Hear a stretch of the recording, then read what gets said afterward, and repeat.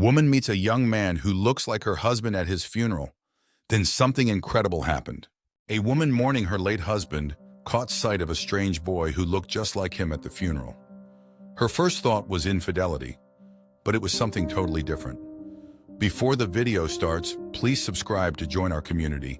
Your support helps us grow, and hit the notification bell to stay updated with our latest content. Jennifer was numb. She had not eaten since she found out her husband Kyle had been in a car accident that claimed his life and a good portion of his body. Jennifer had been making lunch that day when she received a call that her husband had passed.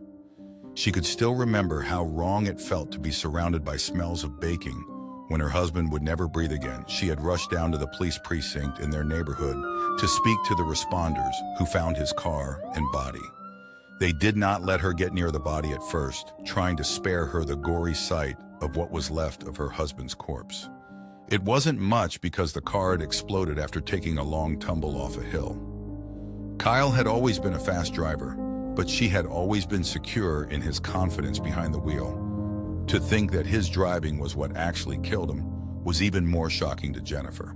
Rather than mourn, she threw herself into planning his funeral, paying attention to the most minute detail and making alternative plans to cover last-minute changes. There was a huge turnout from people at the funeral because of the good work Kyle did in his community. Jennifer knew most of the faces as she had written their invites herself. Imagine her shock when she set eyes on a young boy wearing an old suit. He looked exactly like the late Kyle and was walking around holding a sealed white envelope in his hands.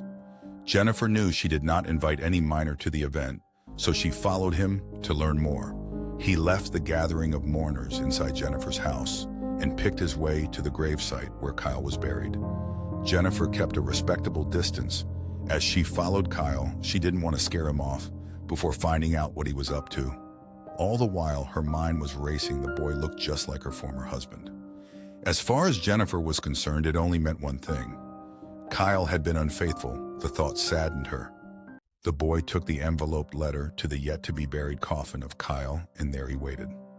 After a few minutes, Jennifer went out of hiding to speak to him. "What are you doing here?" she asked, still astounded by how much he looked like her late hubby. "I've got a letter I'm to deliver to you, ma'am," the strange boy said, handing over the envelope. "I'll get going now," the boy added before beating a hasty retreat, deaf to Jennifer begging him to wait. After he left, Jennifer opened the letter and read its contents. "Dearest-in-law, I'm Zach, Kyle's twin brother, who has for a long time now not come by.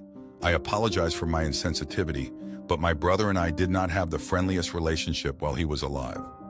We quarreled a lot, and after a particularly bitter fight in college, we stopped talking altogether. When you married him, I was glad, but by that time I had been estranged from Kyle for years, and I decided not to reach out to him. It was a petty move, but it took his death to open my eyes. I've sent my son Ethan to deliver this to you. If you need anything at all, my family and I are ready to grant you any help we can. I'm sorry for your loss." The whole affair was shocking to Jennifer, who had no idea her husband had a twin. He had undoubtedly never spoken about it to her, but she could remember how tight-lipped he used to be about his family affairs. Jennifer also felt relief that her initial suspicions about her husband being unfaithful were unfounded. And at this point, anything that would make her feel closer to him was a welcome thought. So she found a way to trace the letter's address and sent another one back. "Dear Zach, it is nice to hear from you, though. I must confess it took me completely by surprise. Thank you for your offer to help out, but I'm more curious about why it took you so long to reach out. We can both agree that this could have happened a whole lot earlier. Nevertheless, the past is the past. Would you be open to having a cup of tea with me tomorrow?" Zach, his son, and his wife made themselves available to meet Jennifer, and they spoke extensively about the late Kyle. Jennifer learned that Zach did not reach out for years because he was afraid of how his brother would have reacted. He was even more worried about what his brother's family might think of him, which is what made him send his son to deliver the letter rather than him doing it in person. They all became friends after that, and they helped each other get over the loss of a loved one. What can we learn from this story? Stop overthinking things. Zach could have revealed himself to his brother and his family for years, but because he was afraid of how that would look, he kept pushing it forward. He did this until he lost his brother in an accident, ending any chance of having a reconciliation. Don't let a simple argument turn you against your sibling. Zach and Kyle were estranged from one another because of their stubbornness. They both got into a fight, and rather than apologize and move on, they let the fight turn into something else, something that kept them apart for years and eventually permanently. The best thing Zach could do after his brother's death was make things right with his wife, which he successfully did.